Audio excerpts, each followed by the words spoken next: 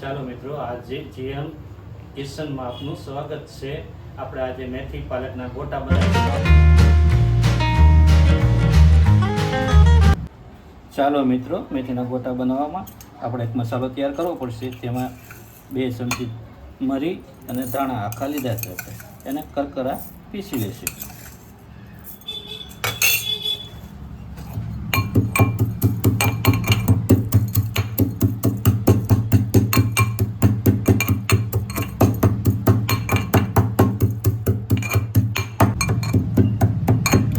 મસાલો ઠંડાઈ ગયો છે, બરાબર કચરો થઈ ગયો છે. આપણે આને સાઈડ ડીશમાં લઈ લઈશું. આને આપણે સાઈડમાં રાખી દઈશું. હવે આપણે લોટ લેવાનો છે. લોટ સાળી લઈ લેજો. આપણે ચણાનો લોટ લઈશું. લોટ અમે સાળી લીધેલો છે પરફેક્ટ. સાળેલો લોટ હશે તો ભજીયા ગોટા બનાવવામાં બહુ સરસ અને સુંદર થશે અને સારા થશે. 2 કપથી 3 કપ અમે લોટ લઈ લીધેલો છે. હવે આપણે બધો તૈયાર કરેલો મસાલો બધો નાખવાનો છે. આ પાલક છે,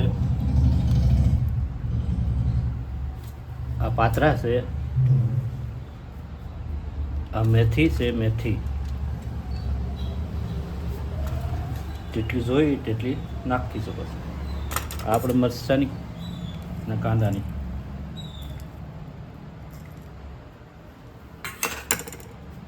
આપણે લીલા ધાણા લીધેલા છે.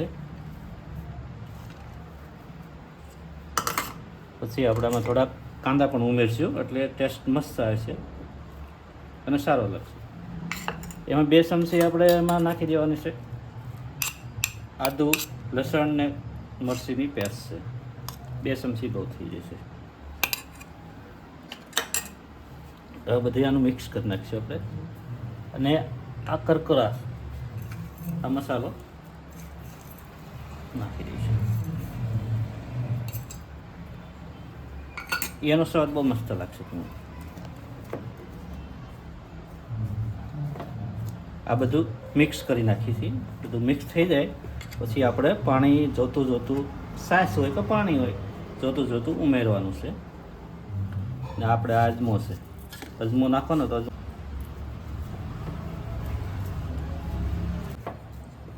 હવે આપણે બધું મિક્સ થઈ ગયું છે. હવે આમાં થોડી સાઈઝ ઉમેરશું. થોડુંક નમક સ્વાદ અનુસાર નાખી દઈશું. પછી થોડોક પણ સોડા પણ ઉમેરશું. હવે આ સાઈઝ થોડી જેમ જોઈએ તેમ ઉમેરવાની છે. એક સાથે નાખવાની નથી.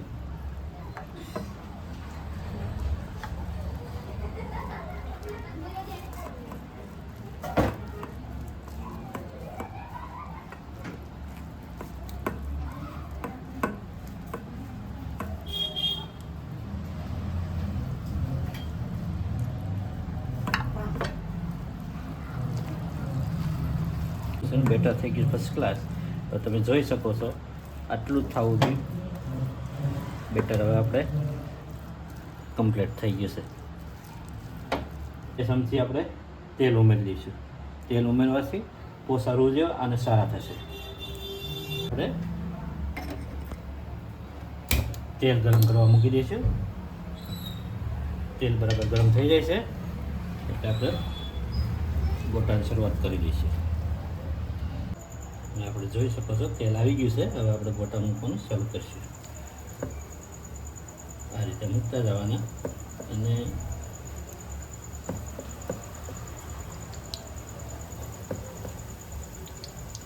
સરસ મજાના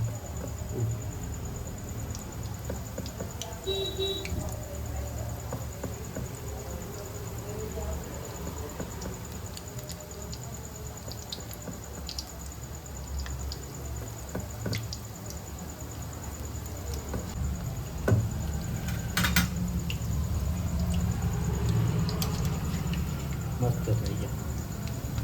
પૂરીને બધા ભરાઈ ગયા, સોફ્ટ થઈ ગયા છે. હવે આપણે મેથીના ગોટા તૈયાર થઈ ગયા છે. બહાર કાઢી લઈશું. જોઈ શકો છો જરાક પણ તેલ રહેતું નથી. એકદમ કોરા અને એકદમ કરકરા થાય છે.